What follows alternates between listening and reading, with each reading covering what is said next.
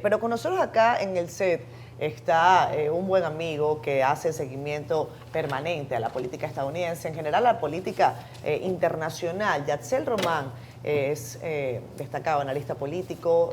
Hola Yatsel, buenos días, gracias por estar con nosotros. Muy buenos días, de hecho acabo de volver de Milwaukee, Wisconsin, donde se estuvo llevando a cabo la 43ª Convención Nacional Republicana. Ha sido mi tercera convención del Partido Republicano y totalmente distinta a las previas, ya que en el 2012, cuando estuve participando en la nominación de Mitt Romney, todo el mundo partía de la premisa de que era una elección difícil contra Barack Obama. En el 2016, cuando fue nominado Donald Trump, por primera vez les puedo decir que el 70% de las personas ahí no querían al candidato que estaba siendo nominado, incluso buena parte de los discursos eran en contra del mismo candidato. Pero ahora esta semana pasada, que estuve de lunes a jueves, vimos un partido 90% alineado con el candidato, pero no solamente eso, un discurso claramente triunfalista, muy distinto a lo que se estaba viendo horas inmediatamente después, rumbo a la Convención Nacional Demócrata, que será en Chicago. Irónicamente es la misma zona metropolitana de Milwaukee, es decir, a una hora de distancia, ya el mes que viene. Se estaba hablando de que precisamente por toda esa presión que hemos visto, todo apuntaba a que Joe Biden, si era candidato, no solamente iba a tener dificultad para donantes a su campaña, sino para candidatos al Congreso, que es una de las principales amenazas. Yatsel, decías que pudiste percibir muchos discursos triunfalistas en la convención republicana. Después de la renuncia del presidente Biden y la principal figura que ahora aparece como con mayores probabilidades hasta ahora es Kamala Harris. ¿Tú piensas que el Partido Republicano debe continuar, sentirse tan triunfalista o debería ver el escenario con un poco más de cuidado? Todavía es muy temprano, sin embargo, lo que sí podemos es hablar de los antecedentes. Por ejemplo, Kamala Harris fue precandidata presidencial en el año 2020 cuando no logró pasar del 2% de las votaciones y de hecho tuvo que retirarse hasta finalmente ser escogida por Joe Biden como su compañera de boleta, lo cual no tiene ningún pecado, recordando que Joe Biden había sido escogido de la misma manera por Barack Obama en 2008 y George H.W. Bush, no necesariamente igual, en el 80. Ahora, ¿cuál es el principal punto débil desde la perspectiva republicana? Para Kamala Harris, a ella se le asignó una misión central, que era el tema migratorio. Y en eso, la inmensa mayoría de estadounidenses entienden que no ha logrado el éxito esperado. Entonces, los ataques que se han vertido contra Joe Biden probablemente serán exactamente iguales. Ahora, ¿cuál es un punto positivo desde la perspectiva demócrata? Que al tener mayor agilidad, al tener mayor, vamos a decir, lucidez y tener mejor manejo del escenario por su juventud, probablemente algunos ataques de Donald Trump que Joe Biden no pudo, vamos a decir, que devolver en el debate, Kamala Harris sí pudiera. Creo que es importante, solamente a nivel de números, tomar en cuenta lo siguiente. Joe Biden iba a ser el candidato más viejo en la historia de Estados Unidos, con 81, él cumple en noviembre. Ahora, Donald Trump, con 78, que los cumplió recientemente en junio, pasa a ser el candidato más entrado en edad de la historia de Estados Unidos. No así del mundo, recordando que los más viejos han sido en República Dominicana, 94 años en el 2000, Joaquín Balaguer. El segundo más viejo fue Juan Bosch, con 89 años. Y también recordando que en el resto de América Latina hemos tenido Juan Domingo Perón con 78 años, Rafael Caldera con 77 años, Luis Ignacio Lula da Silva con 77 años. Sorprendentemente, algunos en Venezuela que le dan seguimiento tendrán que recordar que Edmundo González tiene 75. Él parece más viejo de lo que es porque ha tenido una carrera muy longeva, fue embajador hace 40 años, pero es más joven que Rafael Caldera. Yatsel, vamos a interrumpirte un momento para conectar de inmediato con Natalie Salas Guaitero, periodista de La Voz de América. Ella está en Washington. ¿Puede darnos el detalle y la perspectiva de cómo amanece Estados Unidos hoy tras esta decisión del actual presidente Joe Biden? Natalie, bienvenida. Muchísimas gracias por conectar con nosotros a CDN, Canal 37 República Dominicana. Hola, muy feliz día. Bueno, continúa la expectativa de qué es lo que va a pasar mientras comienza una carrera contrarreloj tanto dentro del Partido Demócrata como por supuesto también en la Casa Blanca, puesto que el día de ayer, como ustedes lo estaban comentando, después de la 1 de la tarde se dio a conocer esta decisión del presidente Joe Biden de retirarse de la contienda electoral. Ahora, ¿qué va a pasar dentro del partido? Como estaba comentando también Yaciel, estamos cerca de lo que es la Convención Nacional Demócrata que se va a realizar el 19 de agosto en Chicago, y allí debería la persona nominada, en este caso el respaldo estaría para Kamala Harris, la actual vicepresidenta, debería llegar con la mayoría del respaldo de los 4.700 delegados que la conforman, un poco más. Pero de todas maneras, en este momento también hay una primera votación que si incluye a los superdelegados del partido, estaríamos hablando de aproximadamente unos 2.350 votos que estarían a favor de Kamala Harris. A horas de conocerse esta decisión, ya se dio también a conocer que más de 500 delegados la estarían respaldando y que los jefes de partido de los 50 estados de la nación también estarían respaldando la nominación de Kamala Harris. No hay, hasta el momento, no hay otra voz que diga que quiera retar a la actual vicepresidenta para ganar la nominación del Partido Demócrata en la convención. De ser así, entonces va a ser una convención abierta en donde se van a escuchar discursos, un poco más o menos lo que pasó en la convención republicana, en donde cada una de las personas va a hablar, de las personas que tengan agenda, pues, ¿no? Para dirigirse a la convención, va a hablar de los logros de Kamala Harris y cómo la respaldan y el por qué. Ahora bien, si hay otra voz, otra figura que desee retar a la actual vicepresidenta, sería una convención disputada en donde estaríamos viendo otras caras que estarían también retando a la vicepresidenta. Igualmente, hubo un proceso de primarias en donde ganó Joe Biden. En esta oportunidad hay un reto principal y la misma Kamala lo sabe, colocó en sus redes sociales que ella está trabajando o va a trabajar también muy fuerte para poder merecer la nominación y ganar la Casa Blanca por otros 4 años para el Partido Demócrata. Pero esto significa que necesita también definitivamente ganar las masas del partido en los 50 estados, o sea, a nivel nacional. Y esto no solamente se va a reflejar, escuchen, en la Casa Blanca, sino también en las personas que estarían compitiendo para poder llegar a las curules tanto de la Cámara de Representantes como del Senado del Congreso. Natalie, a propósito de Kamala, ¿no ha llamado la atención que en ninguna de las reacciones de líderes del Partido Demócrata han seguido en la misma línea de Biden, de endosar a Kamala? Incluso Obama habla de una candidatura extraordinaria. Bueno, extraordinaria porque van a sustituir al que ordinariamente fue electo. Pero no llama la atención que nadie ha endosado a Kamala.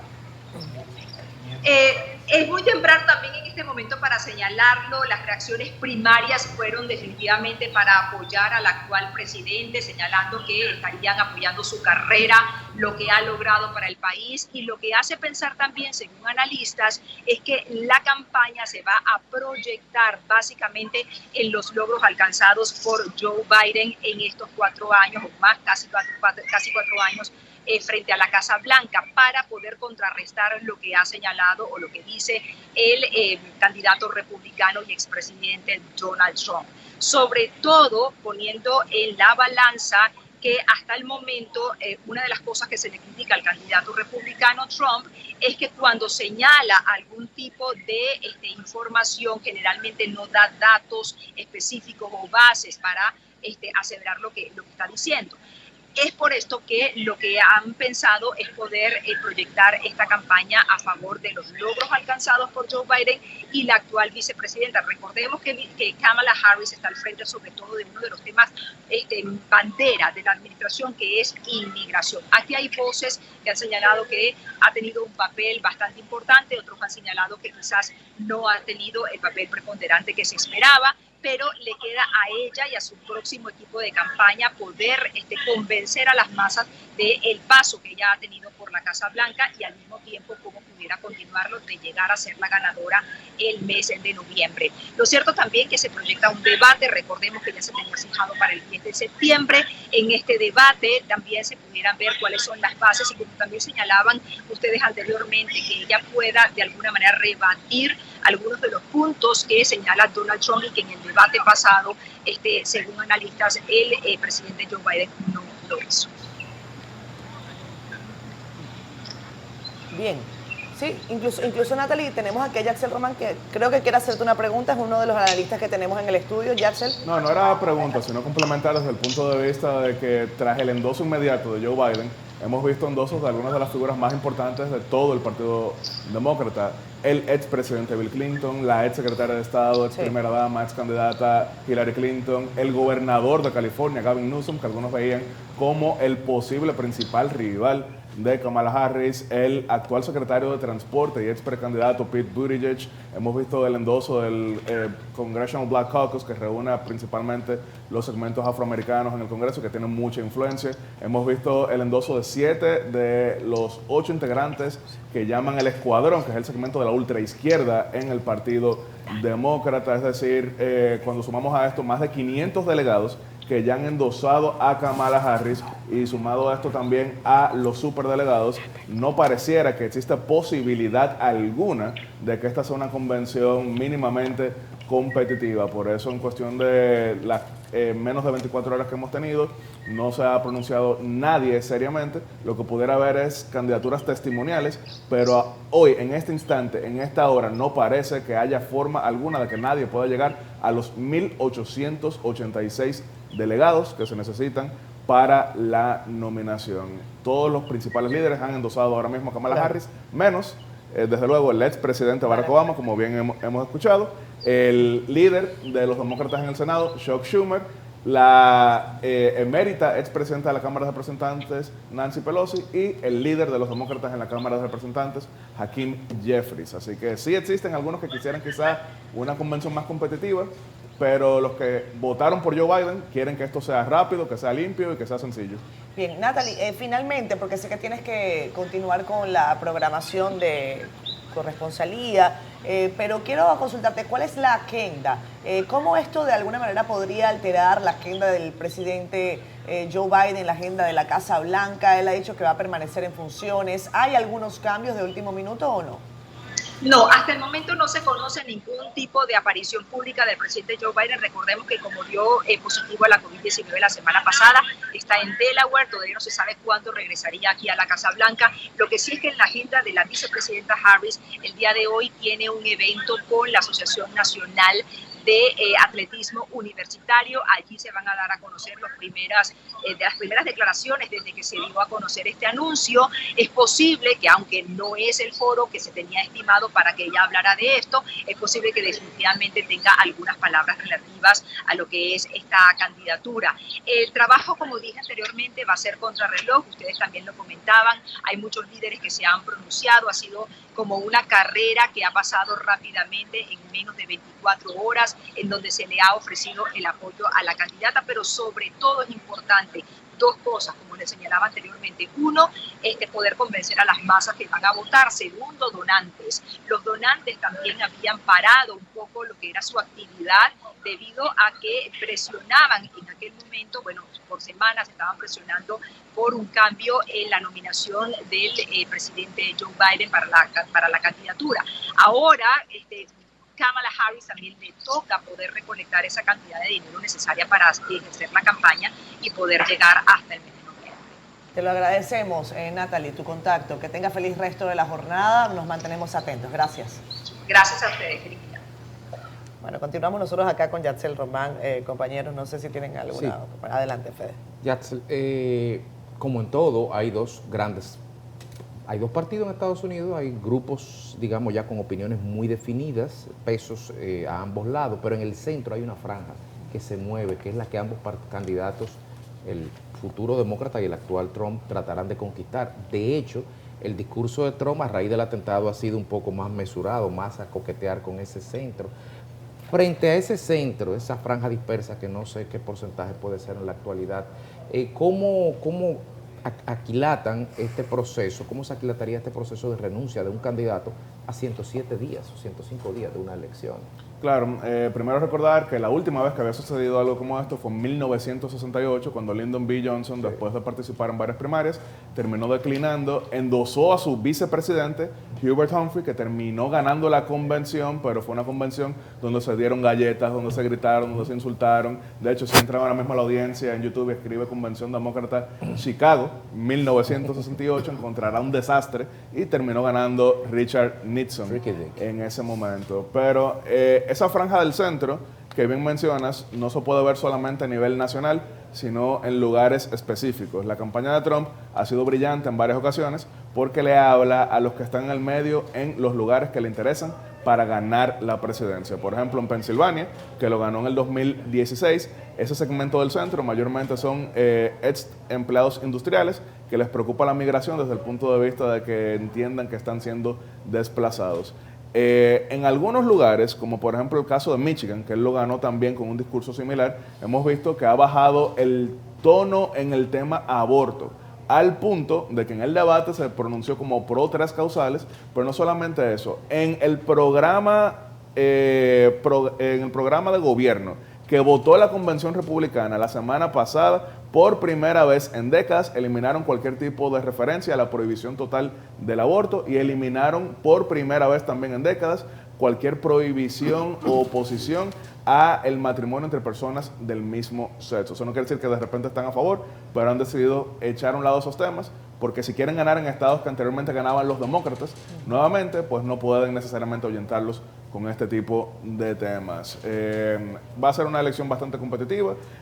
Algo que sí se le tiene que reconocer a Joe Biden es que después de quedar sin ningún tipo de narrativa positiva, entonces ahora los demócratas por lo menos tienen algún tipo de emoción, que es ahora todo el debate sobre quién pudiera ser su representante rumbo a noviembre oficialmente, pero como bien han dicho algunas otras personas, el voto temprano, el voto anticipado comienza en septiembre, así que también ese es un desafío legal. Solamente para cerrar y confirmándole a la audiencia dominicana, el proceso de nominación en Estados Unidos es distinto al nuestro. Aquí se presenta la candidatura presidencial directamente ante la Junta Central Electoral. En Estados Unidos, tú eres candidato o candidata en cada una de las jurisdicciones, en cada uno de los estados que tienen legislaciones distintas, y no todo el mundo logra entrar en los 50 estados. Generalmente, si tú eres candidato o candidata del Partido Republicano o Demócrata, entras en los 50 porque ya cumpliste tu proceso, tienes suficiente endoso, pero como en este caso, la fecha de registro en muchos de los estados cierra 2 días después de la convención demócrata. Hay quienes tienen temor de que esto significaría que no en los 50 estados salga la boleta demócrata, al ser un país federal en todo el sentido de la palabra. Por eso es que precisamente vemos que una parte importante de todas las figuras que hemos mencionado quieren que esto sea rápido, porque una competencia pudiera significar quedarse fuera en algunos lugares importantes. Dice que va a haber emoción porque entran en un proceso de escoger a un candidato, pero vaya emoción, porque yo podría decir que eso crea mucha incertidumbre porque no está claro cuál sería ese candidato. Tú te inclinas que va a ser Kamala Harris. Yo no veo escenario en el que ella no sea candidata. Pero los hechos, los acontecimientos han demostrado que aquí se movió una suerte de conspiración. Yo decía al principio que es un proceso muy antidemocrático, porque Biden fue electo democráticamente. Así. Decía Trump que él no estaba apto, y es verdad, desde el 20 se estaba diciendo eso. Claro. Se iba a decir que iba a ser el primer presidente en Estados Unidos que iba a cumplir los 80 años ejerciendo el poder, y así se dio. Claro. Y desde el 20 se advertía de que probablemente se llegara a eso. Entonces, se está diciendo que el debate fue un punto. Si tú te vas al informe del fiscal Robert Hood, que fue en febrero, que dijo que él no está apto, un informe al Congreso de 388 páginas, que él dice, no lo voy a acusar, porque a un jurado le daría pena condenarle en su estado mental. Él dice, un hombre que no se acuerda cuándo murió su hijo, no se acuerda ni cuándo fue vicepresidente. O sea, el fiscal, que se dijo que era parte de un decreto, retrató lo que todo el mundo está diciendo y asombrándose hoy. Yo creo que hubo un proceso acelerado de que había que cambiarlo. Ese debate... pedido por ellos. Los estrategas de él, yo no sé, Trump estaba diciendo, vamos a debatir. Entonces, en un momento histórico, porque no se daban los debates, ninguno de los dos era candidato cuando debatió, eso no se había visto. ¿Y qué prueba de fuego era eso? Precisamente para esa situación. Y lo de Kamala, finalmente, Kamala fue una decisión política en el 20, muy política. Y tú hablas bien de su vicepresidenta, su vicepresidencia no tiene nada que exhibir. Lo pusieron en el cargo migratorio, fue a Guatemala, fue a México, de México salió casi con el rabo entre las piernas. porque le dijeron, usted no va a ir ni siquiera a la frontera. No, que yo tengo que ir para Europa, que yo qué. Fue un fracaso. Ella después se metió, en parte del debate de los derechos reproductivos. El vicepresidente de los Estados Unidos, constitucionalmente es una botella, no tiene funciones, tiene dos funciones tiene, presidir el Senado y contar los votos electorales. Por eso fue que Mike Pence terminaron así, porque le decía a los republicanos, pero espérate, hay un proceso en curso, tú no puedes certificar eso, no lo certifique, hay que seguir discutiendo. Entonces, si no le dan funciones, no es nada, y a ella no le dieron funciones. Yo decía... Le dieron la más difícil de todas en este contexto, que era justamente el tema centroamericano. ¿Y por qué se lo dieron? No, eso no. Algunos entendían que al ser una representante de California, estado fronterizo... Pero eso fue una cosa fugaz. Y el endoso de Newsom, recuérdate que Newsom es de California. Sí, claro. Que siempre había dicho... Si él aspira, entonces uno de los dos se va a descartar, que era lo que decían con Trump y el de Florida, el amigo de nosotros. Ron DeSantis. Sí, Rubio. Marco Rubio con Jeb Bush en el 16. Sí, Rubio y ahora Marco Rubio y Donald Trump.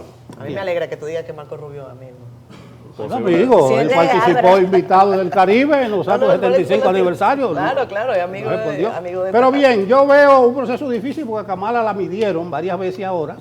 Y la diferencia siempre estaba dentro del margen de error con Trump. La que salió mejor que la midieron es Michelle Obama. Pero eso en cuenta, el que la manda a hacer, el que la paga es que pone sus números. Claro, pero de nuevo, ya ella tiene, Kamala Harris, en menos de 24 horas, más de 500 delegados, el endoso de todos los principales líderes. O sea, la firma y la mandaron, ¿cómo Sí, es? definitivamente. Porque yo oí que la de Boa dijo eso. Sí. Pero mira, Porque esos son de Biden. Sí, claro. O sea, él no puede endosarlo, démele 500, o sea, va a ser una convención abierta. Sí, abierta, pero en el momento en que el candidato los deja libres, a pesar del endoso, ellos pueden tomar una decisión distinta, pero hasta ahora un tercio de lo que necesita para ser candidata ya se ha pronunciado a favor. Ahora, habría que ver en las próximas horas si alguna otra figura recoge tantos endosos, pero repito, incluso personas contestatarias con el liderato demócrata, como es Alexandria Ocasio-Cortez, ya apoyó a Kamala. Personas como Ilhan Omar, que ha cuestionado la política exterior de Biden, también endosó ya a Kamala. No veo ningún escenario en el que pudiera Kamala Harris ser desplazada como candidata. Sin embargo... Y el esposo de ella lo ha apoyado, no por esposo, sino que es un abogado de pespunte, Claro. y ligado a sectores fuertes económicos, como George Soros y todo ese tipo de en cosas. palabras llanas, ¿quemaron a Kamala? Hay algunos que puedan creer que al haberle asignado tan temprano un tema tan espinoso fue un cálculo para quemarla, pero de lo contrario, yo no creo que Joe Biden hubiese inmediatamente endosado a su vicepresidenta. Yo creo que él realmente pensó que ella podía lograr resultados. Incluso esta administración en todo momento hace referencia a Biden-Harris. No ha habido una vicepresidenta con tantas asignaciones en la historia como es el caso de Kamala Harris. Yo sé que don Nelson pensará, pero bueno, Pero Dick Cheney- yo Difiere, pienso totalmente diferente. distinto. Yo Sí, puedo sí. hasta facilitarte un libro que se ha escrito sobre eso, de un biógrafo de dos presidentes de Estados Unidos que dice que el gran problema fue que no le asignaron funciones. Que quedó Incluso relegada, y el claro. mal manejo de ella personal con los medios de comunicación y hasta con su personal de la Casa Blanca. difiere. O sea, le tiene Yo mucho periquito. Yo discrepo, el tema que no le hayan salido bien esas asignaciones ya es otra cosa, bueno. porque por ejemplo en el No, caso, no, que la única asignación que tú puedes mencionar es el tema migratorio, pero lo cualitativo es, En el contrario caso a de- Raquel Peña con Abinader, que es un buen ejemplo Claro. que yo pongo. Claro, en el caso de Al Al Gore- dirigir políticas públicas, a ella no le dieron nada de eso. En el caso de Al Gore, que le asignaron el tema medioambiental, lo hizo tan bien que al día de hoy sigue siendo la referencia desde el punto de vista De Al Gore, medioambiental. claro. En el caso de Dick Cheney, que se le asignó todo el tema relacionado No, con lo defensa. digo. Ya sabemos que se le asignó. Sí, se le asignó el tema de defensa. Antes de irnos, Hazel, me gustaría tu reflexión desde tu perspectiva. Kamala Harris, evidentemente, sería la candidata demócrata. Es llamativo que en las dos ocasiones en que el presidente Donald, las dos mujeres, las únicas mujeres de partidos importantes que han sido candidatas, van a enfrentar a una figura con una perspectiva tan machista como Donald Trump. ¿Cómo tendría la campaña republicana que manejar este tema?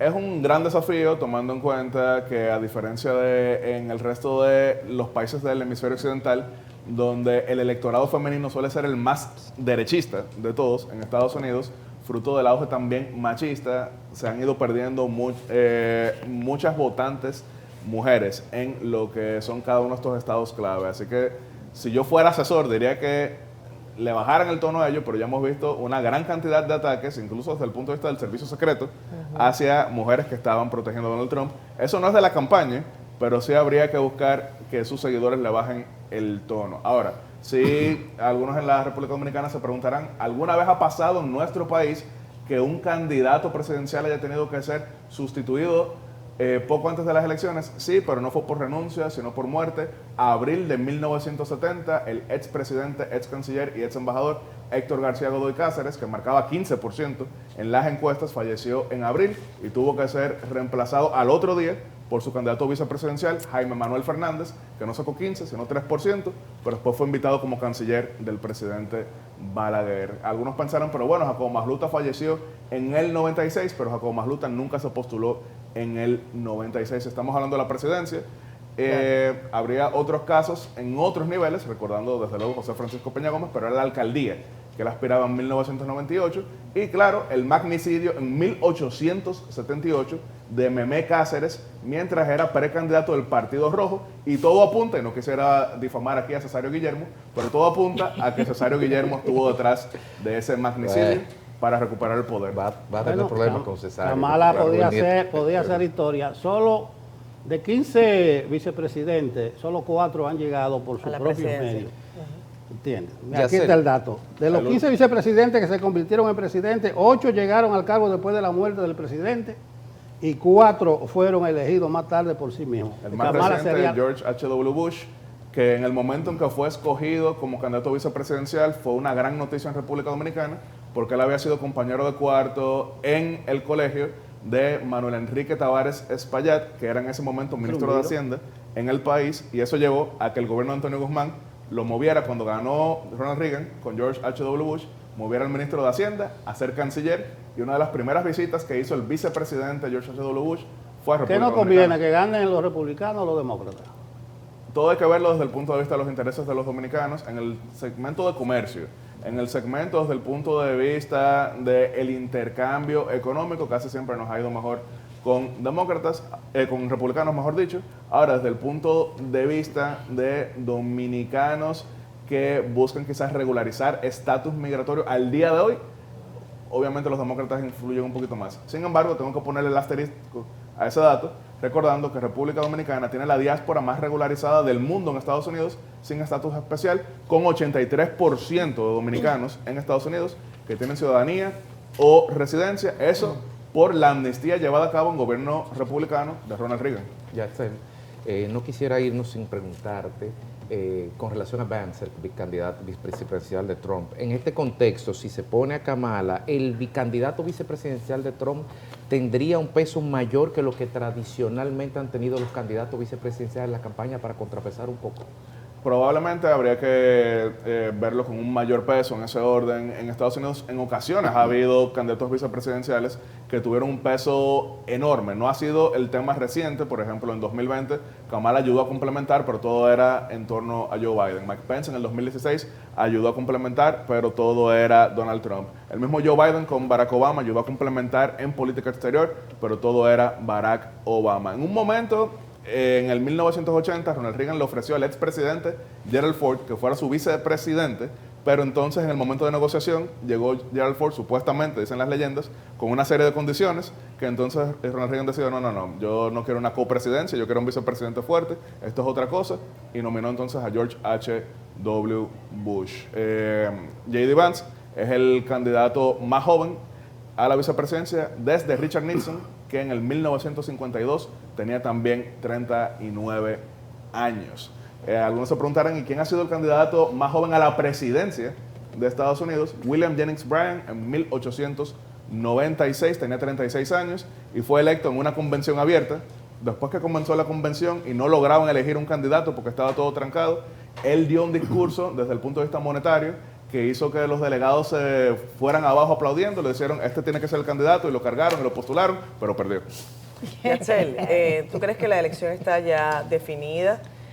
Claro, yo creo que en tu caso es poco objetivo lo que nos vas a decir. Nos acabas de decir que estabas ahí en la sede del Partido Republicano, pero ¿tú crees que está cantado ya que la carrera se ha ido de un lado para el Partido Republicano? O sea, que me refiero a Donald Trump podría estar ya entrando a la Casa Blanca o con esta candidatura, ¿o no? No me atrevería a decir algo así por el mismo hecho de que, repito, esta es una competencia que hay que verla estado por estado. Sí. E históricamente, las encuestas inmediatamente después de las convenciones suelen darle un boom considerable al candidato beneficiario. Porque, por ejemplo, algunos dirán, pero mira, Donald Trump le está llevando más de 10 puntos a cualquier candidato demócrata en estos estados clave, Pensilvania, Michigan, Georgia y demás.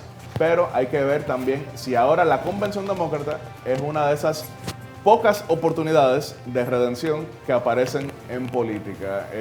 Política está llena de futuros ganadores que son ex candidatos. Gracias, Yatzel. Yatzel Román ha estado con nosotros. Vamos a irnos a pausa comercial. Cuando regresemos, conversamos con el ministro del Trabajo, que ya está por aquí en el estudio de Despierta con CDN. Venimos enseguida.